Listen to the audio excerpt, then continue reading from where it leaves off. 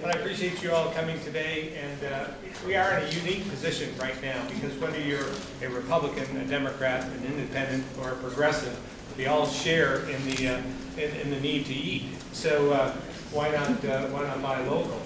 When I saw all this here on the table, I thought maybe not a good thing here in the State House because there's many of us legislators, former legislators, that think everything that's out on the table is free. So I've staked out my things already.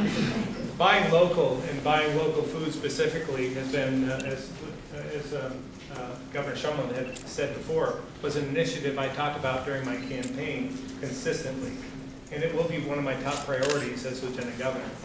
The folks involved in the Farm to Plate report have identified a lot of specific goals and opportunities, and I think it's really exciting, and I think it's doable. They're attainable goals, and that's what I like about it. From my perspective, promotion and marketing is one area I can see state leaders like myself playing a key role. Getting more local foods into our schools, our welcome centers, state office buildings, and other institutions, and making sure people know where these foods come from. For instance, we buy a lot of Vermont products here in the State House, in the cafeteria, and there were a number of us in the past that had voiced our concerns. I think it happened one day when I went up, and I like to have an apple every now and then, and I went up to get an apple, and all I could get was a New Zealand apple or something else that was shipped in from another country. And I said, why can't we have a Macintosh? So we made sure in the next years to come that we did have more Vermont products there, and then we identified them with signage because, and why is that important? Because one of the biggest obstacles I think we have is from Vermonters buying more local food is cost. And part of that may be perception. And I personally have often been pleasantly surprised at how cost competitive local foods can be with mass-produced imports. And many other Vermonters have had the same experience. We often assume it's going to cost more to buy local, and that's not always true. So just promoting the availability, high quality, and in many cases reasonable cost of our local foods can go a long way towards removing the high cost stigma that many associate with local food.